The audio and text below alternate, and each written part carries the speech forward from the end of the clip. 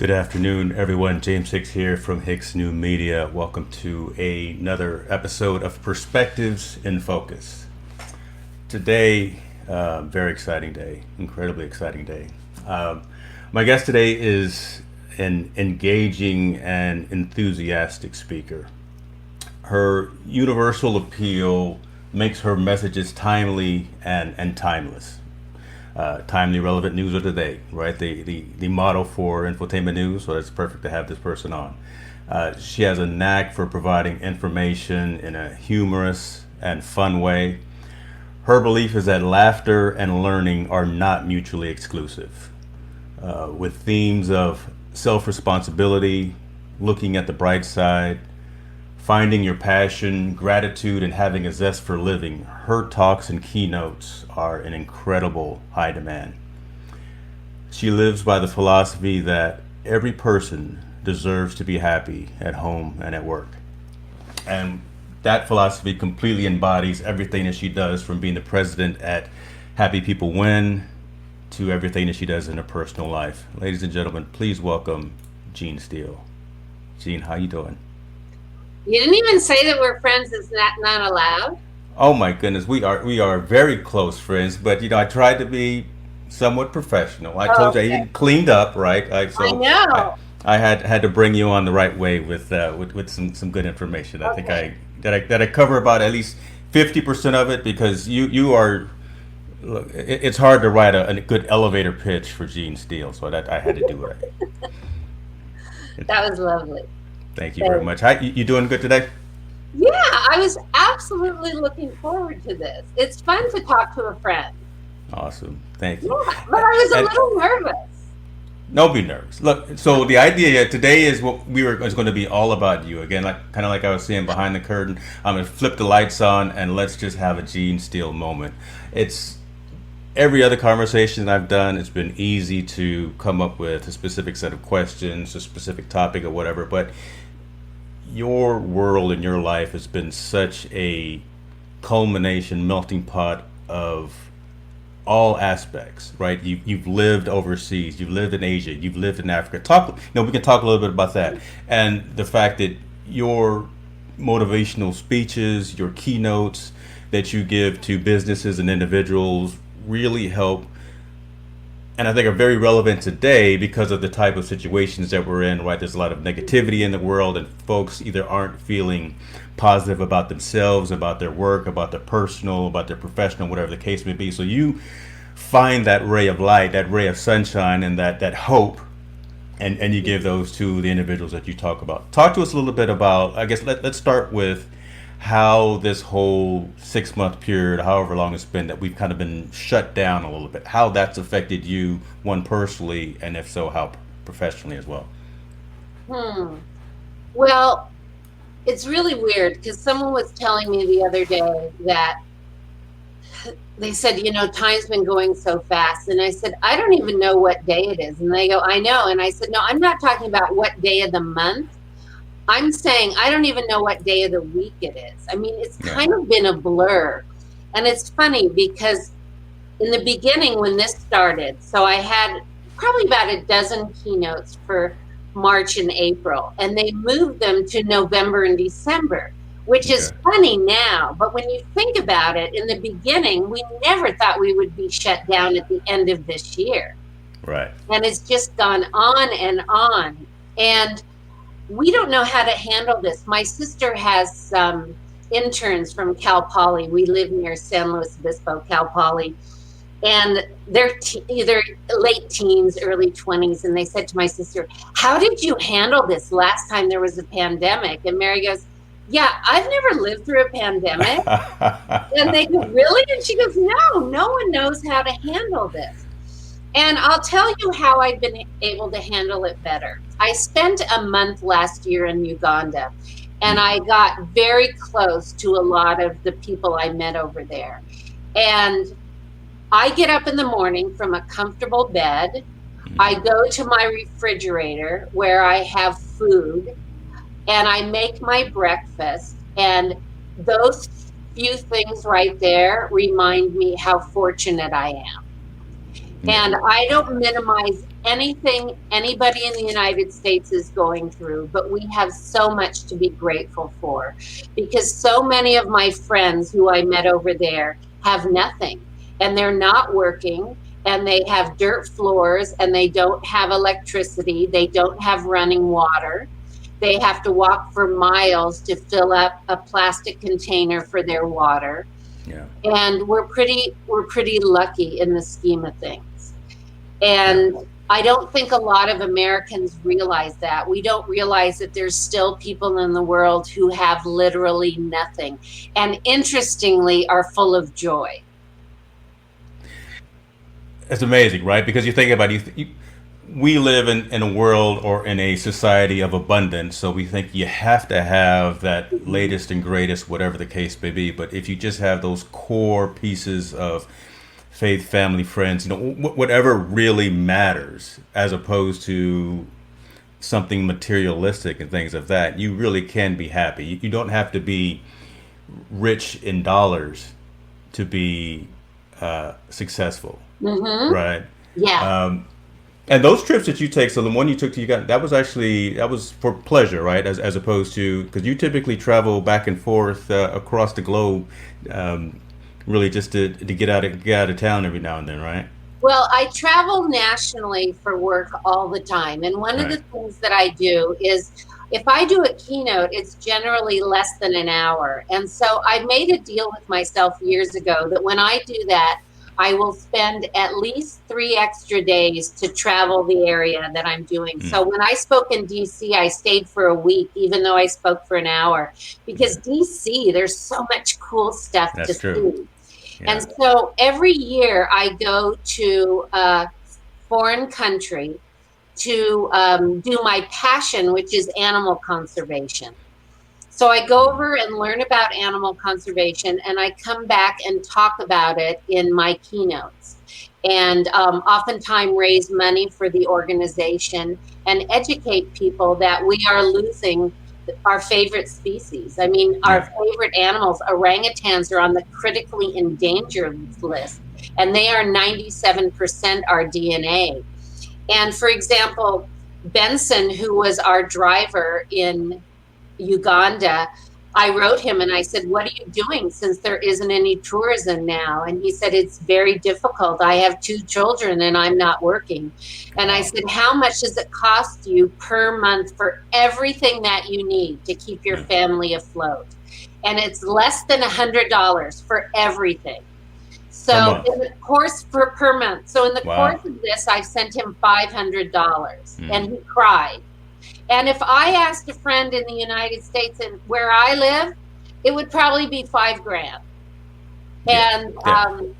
yeah, I don't know if I told you this story about the toilets at the school in Oh my Uganda. gosh. I see. This is why I've got you on because we never know. I don't know where it's going to go. Now we're You talking. don't know. We haven't We're talked about talking orangutans, and now we're in the toilet. Oh my gosh. so we went to this school, and of course I fell in love with the students. There was about 1,000 students in the school, 600 boys, 400 girls. One man is in their kitchen, and all he did was start fires and cook these giant bowls of mush that the kids would get for lunch. So Okay. I said to the headmaster, "If you had one wish, what would it be?" And he said, "Toilets for the boys." What? And he said, "We don't have toilets for the boys." So I said, "How much would that cost?" And he said, "Something in the millions." And I said, "Oh, please have that be Ugandan money." And he said, "Yes, in the United States, it would be 22." So I said, "I'm going to go back to the United States. I'm going to raise $22,000 for you. I'll do a GoFundMe." And he goes, "For what?" And I go, "The toilets." He goes, $2,200. Oh I my go, "Oh gosh. my God." So I got home and I wrote him a check for 20. I didn't tell you, this is such a No. cool story. So I wrote him a check for $2,500 in case there was a problem. He sends me pictures. They are officially called jeans latrines in Assisi, Well, Uganda. I gotta go. I can't take it. She's Yeah, got I'm trying toilets in Africa. I am kind of like, there is Kasisi, in Kasisi, Uganda, jeans latrines. And it We was need a picture of such this. a big deal. I do have a picture. And again, you can make such a difference. And, we all can do something. And That's true. I like doing the things that I know make an immediate difference. I mean, I donate to a lot of things. I donate to Mercy Ships and UNICEF and a lot of things that are the big organizations. But I also like knowing where my money goes directly. And I mean, I'm friends for life with these people over there. And it's lovely. Yeah, let me ask. So where did that kind of mindset come from? I mean, was that something that was ingrained with you at a young age of always conscious on the environment, conscious on humanity, conscious on other folks and things of that, the caring nature? Is that something that you grew into maybe through college or what? When and where did that start with You you? know, I think growing up in Africa really kind of taught me at a very young age there are have and have nots. And Yeah. both my parents instilled in me that we are very fortunate and we are here to help others. And it's interesting because my parents are not religious. We did not go to Africa as missionaries. We went as a supposedly State Department, and we found out later my dad was CIA. We didn't even know that when we were over there. And I was 7. I had a 4, 3, and 1-year-old sister, white blonde hair, living in Los Angeles during racial riots in the Yeah. early 60s.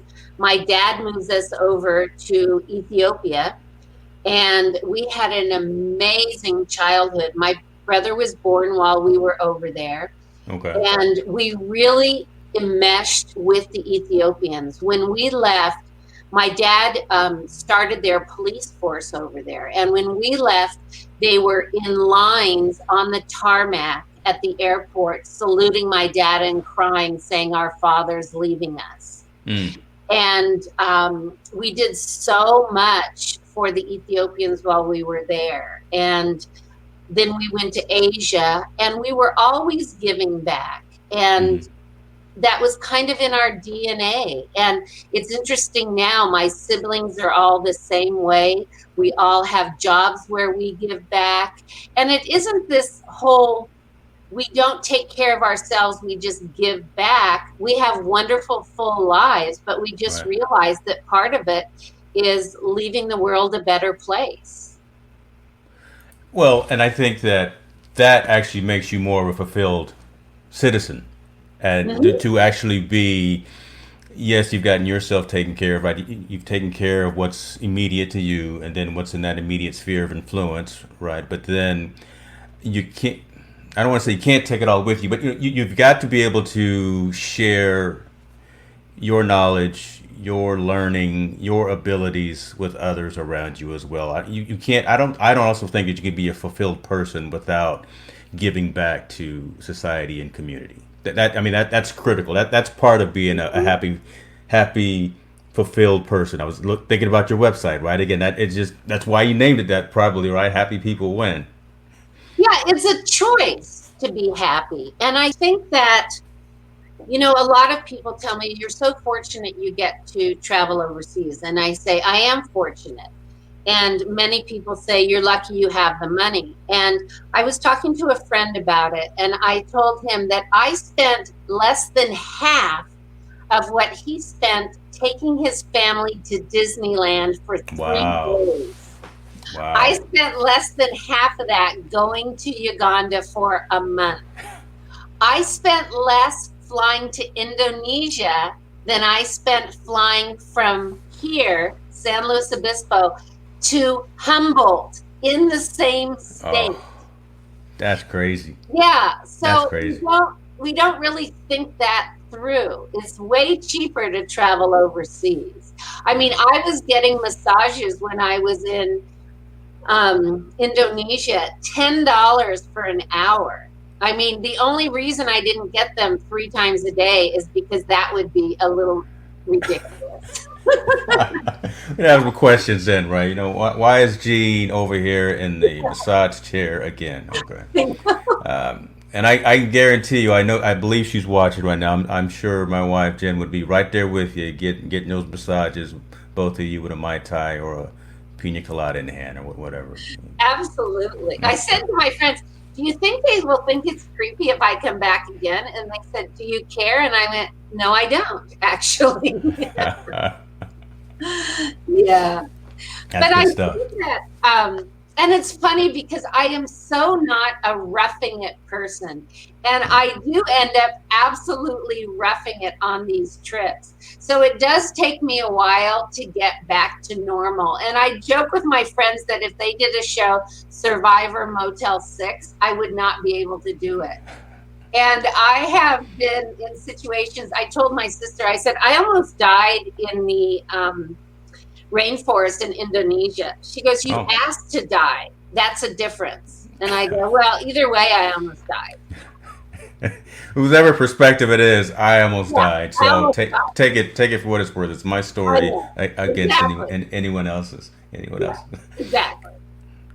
That's great. Now, your talks, and I guess if you can sum up, if someone didn't know or has only heard about you, right, in terms of what Gene Steele provides to an organization, to an individual, to whatever, how would you newly pitch Happy People Win to an Mm. organization, right? In terms of the value add, what's in it for them that you would bring to them? Because, and I'm saying it now because I think all of this that we've talked about already kind of ties in, just Hmm. because knowing your personality, knowing your mentality.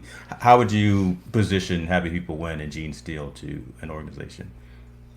Well, I think, let me step back for a second. And what happened was I was working in a hospital and I was hired to design a preventative medicine program.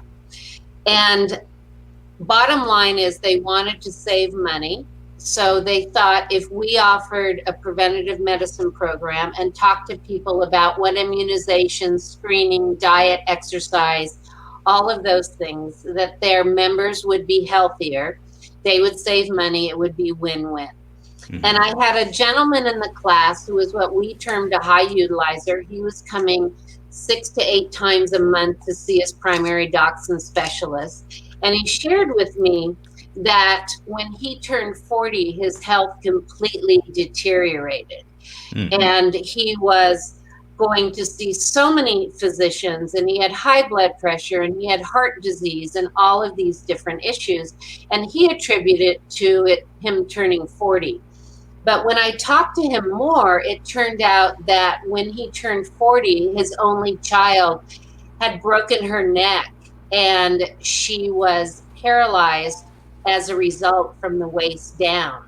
Okay. And it was so interesting that he didn't think that something that happened to him externally that caused him stress could have any impact on his physical health.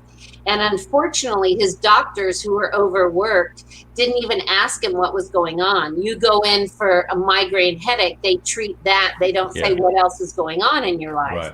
Right. Right. So I found out what happened, and we referred him to get some help psychologically. And I became so fascinated by the mind body connection. And I went back to school and I have my master's in wellness and mind body health. And I've had so many aha moments with that. Working, teaching, I taught at Sac State, I taught at Cal Poly here, Hmm. and a lot of my students had zero stress, and then there were finals, and they would get sick. I spoke at a wedding planners conference, and they said, "Oh my goodness, our brides wake up the most important day of their life with a migraine or start getting the flu." And so you really can see all around us that when there's external stressors, we tend to get sick. Yeah. And so I started a business recognizing that in the workplace, when people get stressed, and a lot of people have inherently stressful jobs. If you're in healthcare, if you're in law enforcement, you have inherently stressful jobs. And if you can do things to purposely make yourself feel happier or live a life of gratitude, find resilient skills, you will be happier in your life and less stressed at work. And so that's why I started the business. So I work with a wide variety of organizations and reminding people what they have to be grateful for. And I talk to nurses and I say, when someone comes up to you in the workplace, a family member, and says, thank you so much for helping my father through this. What they tend to do is, yeah, you're welcome, and walk on to the next patient, but instead stop and listen to the appreciation and gratitude, because that's why you're doing the job. And we tend to just go from patient to patient, from call to call, and not stop and appreciate. I keep every note every college student has ever written me. And you know, one of the silver linings of this whole COVID thing is catching up with people that I'm grateful for in my life. And I urge everybody to make a list and to find old friends on LinkedIn or Facebook or Twitch, whatever is happening now. Wherever the kids are, wherever they are. The kids are, and to contact and just catch up with people, because that's what life is about. My friend is a chaplain at UC Davis Medical and said no one on their deathbed ever says, did you see the Beamer in the parking lot? That's mine. Or MBA, Harvard. It's all about family and friends. And that to me is about having a grateful heart. And I think that's important. And that's kind of what my business is about. And I love getting the emails from people saying, you really made me think. Or I love when I do a keynote and afterwards people come up to me and say, I texted my husband during your presentation just to tell him that I loved him. And I have another cute story.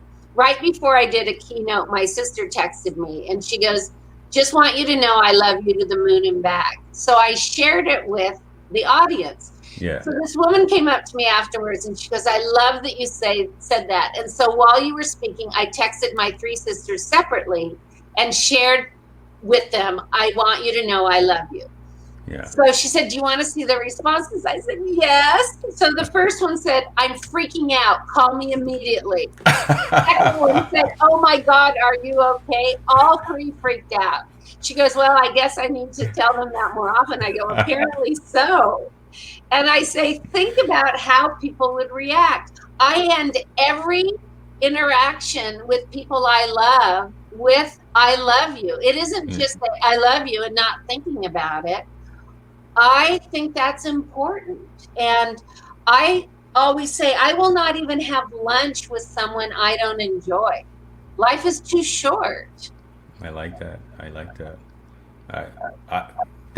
I may actually write that down myself, because that's golden right there. And I was going to ask about when you're doing these keynotes to an organization, and I was going to ask, I think you just hit on it. Do you have the individuals that come up? Because again, you're talking to the whole wide audience, but then do you have the individuals that come up and say, "This really touched me in a specific way. This is helping me." But you definitely kind of touched on that as well, and that's the powerful piece, right? 'Cause you're talking at the 50,000 foot level about strategies, but then there's something in your message that resonates with individuals. And anytime you're giving a show, a conference or a keynote, and the folks that come up to you afterwards to want to shake your hand and say, yes, Gene, you know what? Those are the folks that you know you got. You reached one, so you got them, right?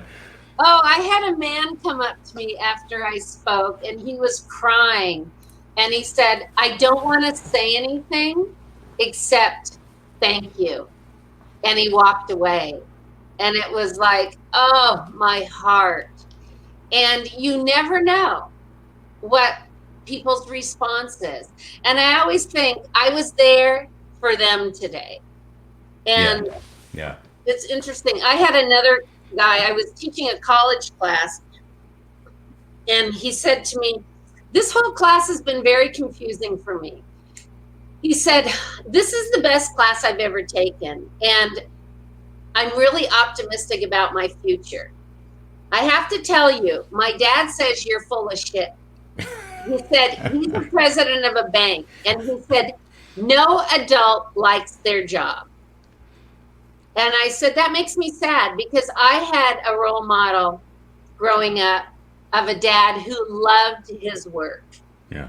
And I said, I'm not bullshitting you. I love what I do. I love it. And don't you? I like to surround myself with people who love what they do. It is exhausting to me to be around people who count the days to the weekend or till their vacation. And I don't even want to be friends with those people. Yeah. You know, why wait till Friday? Why not enjoy each moment, each day that you can? And, you know, so I completely, I agree with you on that as well. I tell my wife, I tell Jen this a lot of times, that I am satisfied, content. I'm very happy with what I do. Right? I could go out and again shoot for the moon, shoot for the stars, and do a whole bunch of different things. Got the skills, got the contacts or whatever, but the folks that I work with on a day-to-day basis, the things that I get to do, the work-life balance that I have, the freedom of, even though we're locked down right now, if I wasn't, I would be able to be home every single night, you know, cut the grass, help with the kids, and do all those things. Those things are more valuable than having whatever title, having whatever, you know, place in the Who's Who magazine, or, you know, those types of things. So I really resonate with that message, as you said just now there. Yeah, it's good stuff. Yeah. I remember years ago, I was dating this guy who comes from a very wealthy family in Santa Barbara, and he graduated from Harvard and instantly made a lot of money. And I was working at a nonprofit in Santa Barbara, and one night he said to me, he goes, I find you so fascinating. You're very smart, and you don't make any money. And I said, you know, I'm not even 30, and I'm the head of this amazing program for Santa Barbara County. And he goes, yeah, but you don't make any money. So I sent him this poem about when you die, it's so cool to be remembered for, you know, making children laugh or making a public garden. And I never heard from him again, so I just assumed he lost my number. But it is interesting how in the United States, we do tend to be impressed by things that do not impress me. Mm-hmm. You know, I'm impressed by your heart and what you've done for people, not what kind of car you drive. Yeah, I love that. Now, so here's a challenge to you with that whole mentality and that mindset, because I love that and I agree with that. How are you finding the strength to stay positive, stay focused on those goals and that mindset in today's challenging world, right? I mean, there's political, social, economic, financial, so everything, right? I mean, if you look at the grand scheme of things, really, it's all not that bad. It's only this much that's bad, but this is what we focus on because this is what the news cycle focuses on. But how do you change that whole dynamic with folks in your circle of folks when you're talking to, and how do you stay focused again, knowing that all major news networks are shooting you with just it's bad. Yeah. There's some things that are happening that really need to be talked about and addressed. But how do you rise above that? Well, a couple of things. One is I don't have a television, and I grew up without one. And then after 9/11, I got rid of it because I was obsessed watching 24/7, the planes crashing into the towers over and over. And there was absolutely no need for me to rehash the news over and over. And I was in a funk. And I donate a lot of money. And then I also will get calls and I'd say, instead of paying me, I'd like you to make a donation to one of my charities. which is really also win-win for me. Yeah, I love that. And another thing I did, and I started a new program called Happy People Power. And I interviewed 18 of my friends who are total badasses. Yeah. And to introduce them to the world. And it's a program that I just started, and I needed to be reminded that there are people out there who are resilient and who are doing amazing things.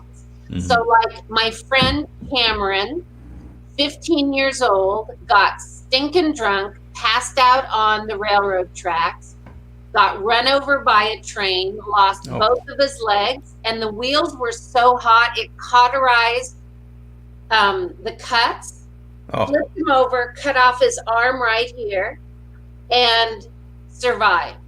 And he is one of the most joyful people I know, when he could be just like laying in bed for the last 15 years being a total baby. He's going to Cal Poly, becoming a probably will end up being kind of an occupational therapist, physical therapist.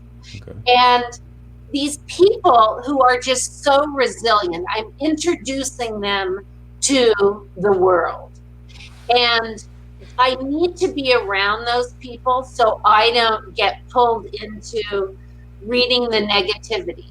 Because we have the fires. We have Ruth Bader Ginsburg, who's one of my heroes, passing away. Mm-hmm. And so, and also to stay off as much as I can social media.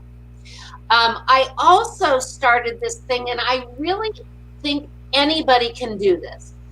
So I was speaking at a conference in Arizona, and I met a guy there, Ken, who works with Children's Health Initiative. And he lives in Connecticut. I have another friend who lives in London who started a program. I want to introduce her to you, Leaders on Purpose. And she was working with Harvard, and they created something called the fourth sector. And it's companies who are looking at sustainability and equality as part of their parameters on how to judge their business, not just making money. It's making the world a better place. So she does that. And then two friends who live in Spain, and we have monthly calls on how to make the world a better place. I love that. And I hang up after each call and cry. It just makes me so happy.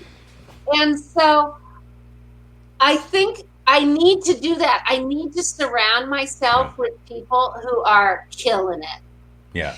And who make me feel like, and there are people out there. And I'll tell you something I do, and people think it's so weird and funny, but it works. So one of my friends, Janet, writes for Huffington Post, and I love reading her stuff. Mm-hmm. So I wrote her an email, and I said, my name is Jean Steele. You are my favorite writer at Huffington Post. Please check the following. Will you be my best friend? Box. Yes. Box. No. And I sent it to her, and she wrote back and just checked yes. And people go, you're so weird. And I go, well, I want to know if she wanted to be my best friend. And so now we're friends. And people go, well, what if they don't write back? Well, it's their loss. And I've only had one person write back and go, I'm really busy. Well, too bad. Too bad. Your loss. Your loss. You don't know what you're missing out on. You're missing out on this Jean Steele. What you're missing out on. So there. But I just love meeting people, and I think everybody has a story. Everybody. Yeah. And you do too, huh? I have the story, but I'm more focused on reaching out and pulling people in and letting them talk about themselves. Right? I think you agree that everybody has a story. Yes, I do agree, and I think everyone has a positive story that irregardless of whatever situations they've been through in life, there is a story that you can tell that either can help you or help someone Mhm. around you that you tell it to, right? So that I think is something that has not happened enough, especially again during these traumatic and difficult times. Folks aren't expressing themselves and communicating the good as well as the bad. Yeah, So yeah. And I think that we need to listen. I think that as a culture, we have forgotten how to listen. And I think that we we need to listen if we're going to make any positive changes in this world. yeah, I also think, and this isn't a popular thought, but I see myself as a citizen of the world, hmm um, not just an American citizen. hmm And I think it's a dangerous place to be to only care about us. I think we need to care about humanity. I agree.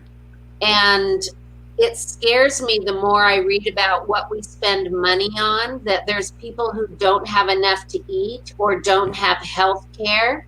yeah, And we're spending money on crazy things.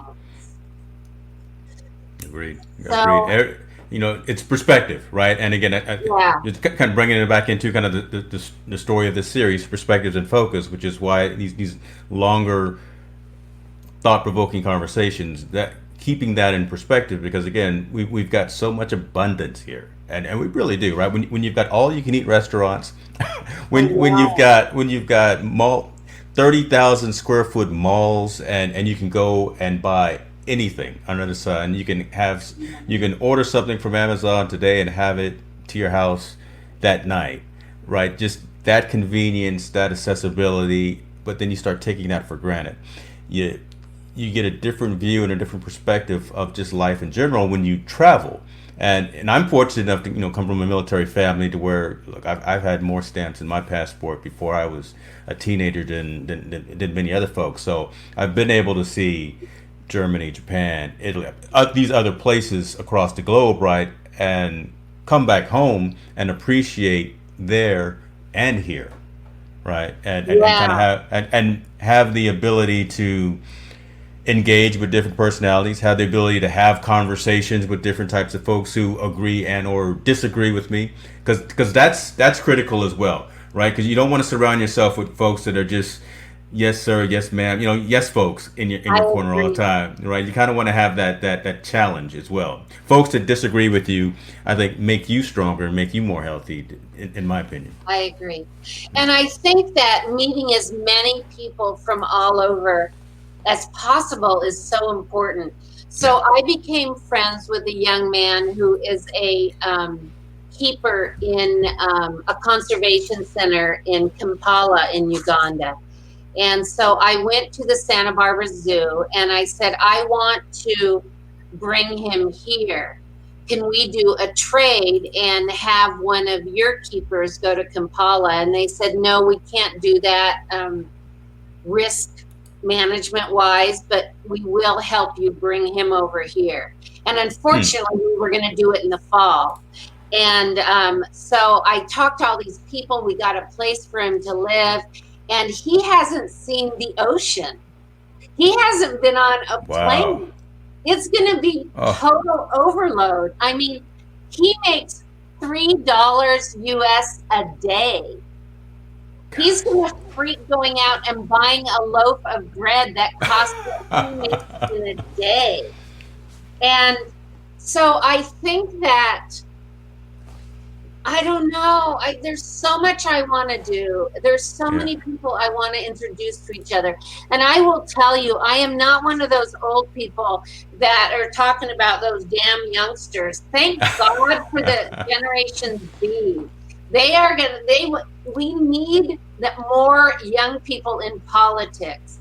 They are going to be the Yeah. best thing that happens. And I will tell you too, one of the reasons I love the younger generation so much is because of your kids. Oh. Your Thank you. kids are phenomenal. And thank God for the younger generation. And little things like them not going to stay at their same job for 50 years.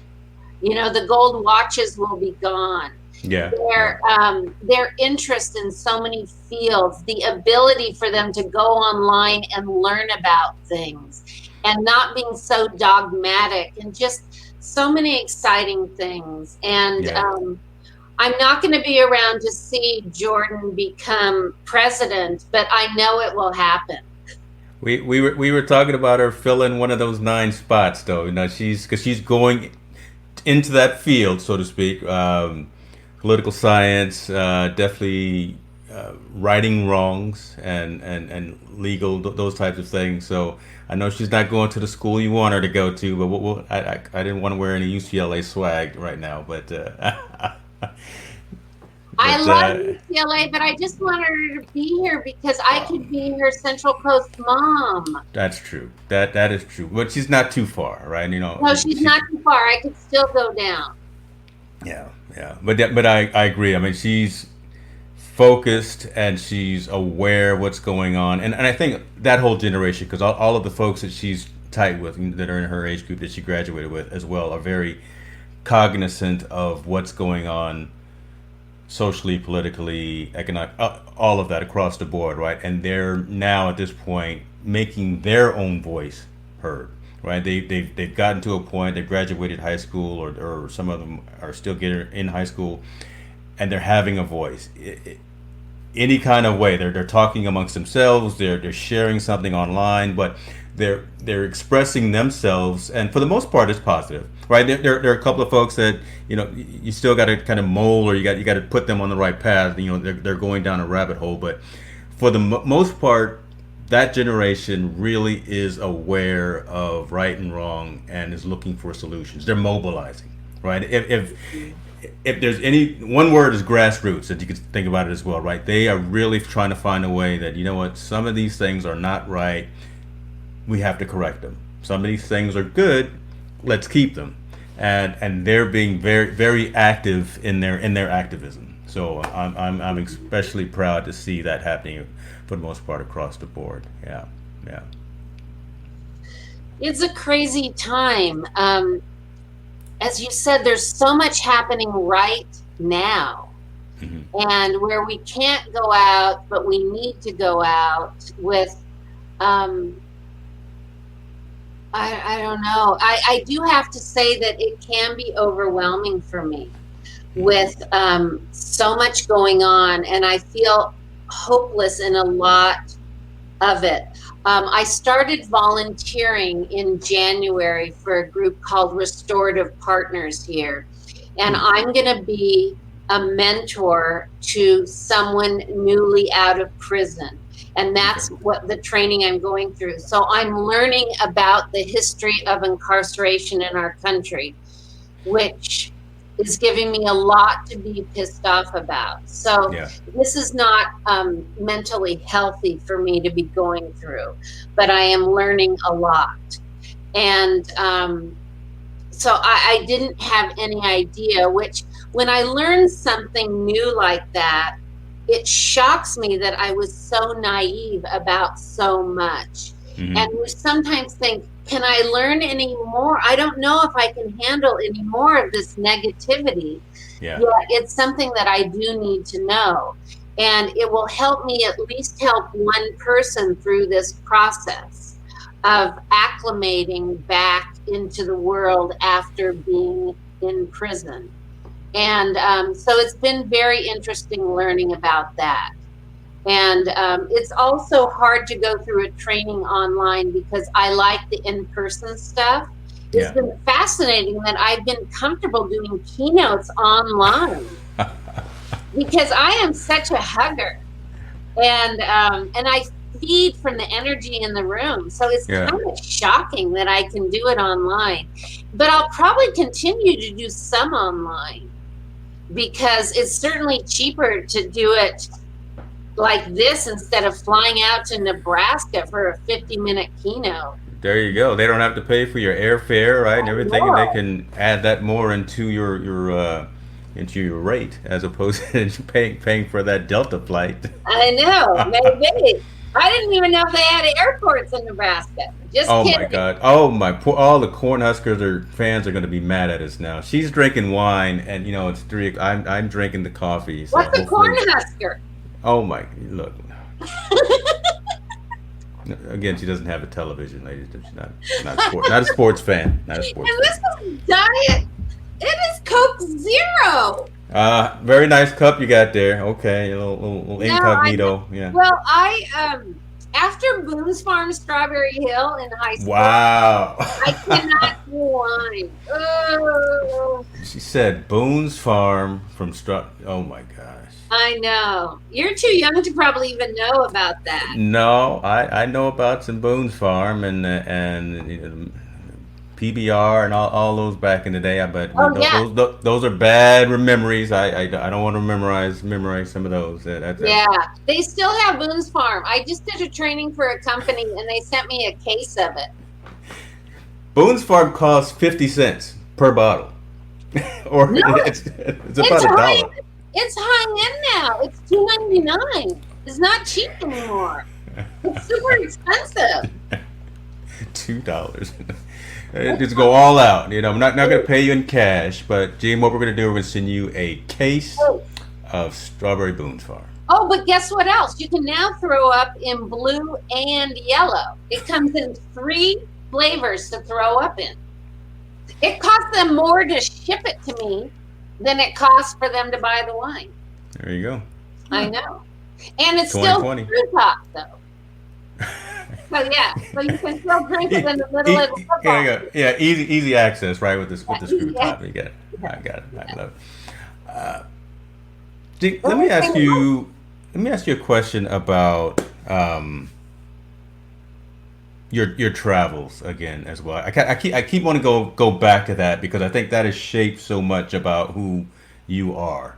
Um, Now, how much time you grew up in Asia? You grew up in Africa. Have you lived outside of there? Have you lived anywhere else besides San Luis Obispo, where you are now, or were those kind of the main 3 locations that you've spent most time No, I lived in Florida, in Virginia, in Montana, a little while in North Carolina, in? Okay, and that's it. okay. And well, curious, where in Virginia? In Vienna, right outside of DC. Because Okay, when we came back to the States, my dad worked in DC. okay, okay. Yeah, because we were stationed at Langley in Virginia. So we were in Hampton and the whole Newport News area, and all of my extended family is over in Maryland and DC, Fredericksburg and Richmond, Virginia, that kind of area. Oh, really? Well, I worked Yeah. at Tyson's Corner when I came back to the States. So this is interesting. So I came back to the States. I ended up going to 5 high schools. So I came back and I went to, I needed 1 class to graduate, and American history, because obviously that wasn't offered in the schools overseas. And I had Hmm. gone to Taipei American School was my last school overseas. Okay. So I found out I needed 1 class to graduate, and the first class of the day was American history. So I knew I could take that. So I went to Tyson's Corner, Farrell's Ice Cream Parlor, and I applied for a job. And I said, I'm going to take American history. Right after that, I can drive over here and work for the day. Okay, so I got the job.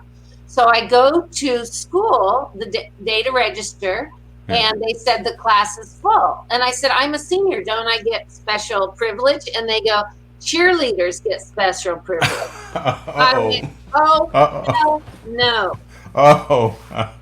So I said, then I'm dropping out of school. And they go, have your parents come in. So I called my mom, and she came in. She goes, that is ridiculous. I said, I know. So we met with the principal, and he said, yeah, tell your daughter she can't drop out. And my mom said, she's going to drop out. That is ridiculous. Why do cheerleaders get preference? Well, he wasn't expecting that. Right. So she backed me up, and we go out to the car, and we're looking at each other going, what are you going to do? And I went, I don't know. What are we going to do? So she said, well, you can go to night school. So we went over to the night school, and it was really sketchy. So we were a little scared, and so we went to the school that was in Falls Church, and we said, I know you don't allow like out of district, but this is the situation. And they said, okay. Well, I didn't know anybody in that school, and so I went there for a semester, and then I said to my parents, you know, if I graduate from school in California, then I can be a resident and I can go to school free.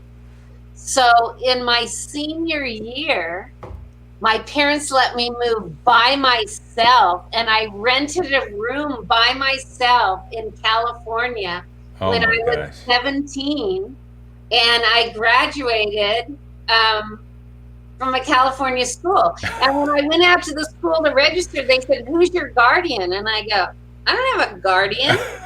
So they called my mom, and she goes, ooh, does she have to have one? We didn't think about that.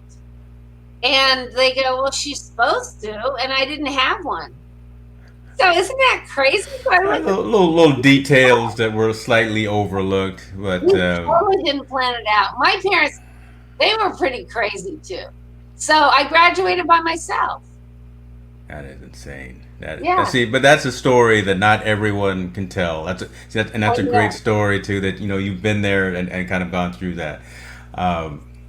Shipped you all the way from the East Coast to the West Coast to go to school. You had one class to take, and you went to class, which is it was a thing too. I mean, most kids probably I wouldn't have gone to class. I don't know. I went to watch TV shows filmed almost every day in LA. It was super fun. Yeah, I forgot about that. It was pretty exciting. Your life is just. I know you've written a book. You got to write another book. My only life regret is that I didn't keep a journal. Yeah. Because we did have some pretty amazing experiences. And my dad didn't always think things through. And we did have some pretty crazy things that happened to us. Wow. And my mom actually wore kind of the pants in the family, in that my dad would just suggest these crazy things. And we'd do them. And then my mom would think later, when we first moved to Ethiopia, so here I am, 7, 5, 4, and 1 kids, white blonde hair, early 60s, Ethiopia. We get in my dad's Jeep and we just drive, and we are in the middle of nowhere. There's no roads. Get a flat tire. Yeah. So my dad changes it. We continue driving. I mean, there are no roads. A native throws a spear at the tire. No gas stations. So my dad takes the tire off and just hikes looking for something. So we're alone in the car for like 3 hours, and we're singing Girl Scout songs. And there's a big circle of Ethiopians around us just staring at us. And later as adults, we said, Mom, you were so calm. She goes, I wanted to kill your father, but I couldn't let you guys realize that. So my dad finally came back, and there was just, they were looking at us like we were in a zoo, and no one came toward the car. They were just watching us. And I know.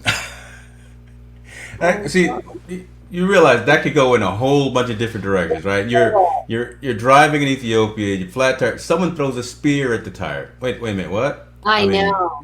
So we could talk about that for an hour, and then you're being circled by the natives as they're like, what is this family doing here? They look a little bit out of place. I know. That And is my hilarious. sisters both got hepatitis because they were little Oh, and they drank water out of the faucet oh, outside. And then my dad got malaria, and my mom got calcified pork worms, and she was told not to eat the meat, but she did. And she was ate it written up anyway in the American Journal of Medicine. because I it got so know. bad. Is that right? Well, because they didn't know that you could get calcified pork worms and they'd stay in her arm. Man, what is I going know. on? What- I know. But you know right. what? Again, the Ethiopians to me are the most beautiful people on earth. They were so lovely to us. And my dad really left a part of his heart when Hmm. we left there. And again, so kind. And I felt so safe over there. And really, it was a wonderful place to grow up. And I met Haile Selassie. Really? While you were there? For yeah, twice I learned how to curtsy, which is always a good skill to have in your back pocket, just in case. There you go. There you Boom. go. There I you know. go. little etiquette right there too. I know. You never know when you're gonna have to bow.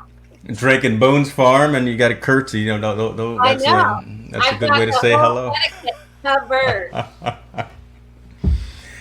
Gee, I don't know where else to go because I told you again, planning this, I didn't have any ideas in terms of where we would go, but lo and behold, we've talked for 58 minutes right now, and I'm overwhelmed in a great way. You, as always, have just provided insight. You've provided humor. I mean, you're one of the funniest persons on the planet. I will tell you that for sure. And you got to write that book again. Um, Tell us real quickly what's next for you. What's next for Gene? What's next for the organization? Happy People Win, and maybe the other portion of that Happy People Power, or what's next with you coming for the rest of this year, maybe. I'm kind of going to be status quo, I think, for the rest of the year. And then next year, I'd like to get back. I'd like to do 2 trips next year. I'd like to go back to Bangkok, where I was in junior high, and visit some of the elephant reserves. And I'd like to go back to Ethiopia and Kenya and visit some friends and just catch up. I'm really fortunate, and you've met my mom. She's going to be 89 this year, and I'm so lucky. She is my best friend. She lives next door. And I don't know. Other than that, just continue what I'm doing. I really love my life, and Mm-hmm. I live my bucket list. I don't want to be a person who says, when I retire, then the fun starts. I don't want to be that Yeah. person. I Right. want to, every single day of my life, I want to run wild, which is my book, and I want to visit my friends, and I want to do the things that I love to do. I Amazing. don't want to have any regrets. Living every day to the fullest. Yep. And you are, that is, if you look that up in the dictionary, that is definitely you for sure. Gene, thank you very much for your time. Thank you for your story. But more importantly, thank you for your friendship. You're an amazing person. You've been an inspiration to my kids, my wife, myself as well, and I know everyone who you touch and you have engagements with in your conversations, your keynotes, your conferences, just walking down the street, they got to walk away with a smile. So for that, I say thank you very much. You are so welcome. Thank you for inviting me. Anytime, anytime. Be well, my friend. I will talk to you soon. We will be down there hanging out on the beach. Oh, I would Remember, love I got to stay away from the cat though, but I will be there, and we will hang Wait, out again soon. my Yeah, guest room is animal free. done. Yeah, I'm yeah. coming because you almost Okay. killed me last time, but I'll I be there. know, I Yeah, know. That's we not could good. we could talk I about love that too later. you. Be good. Bye. Bye.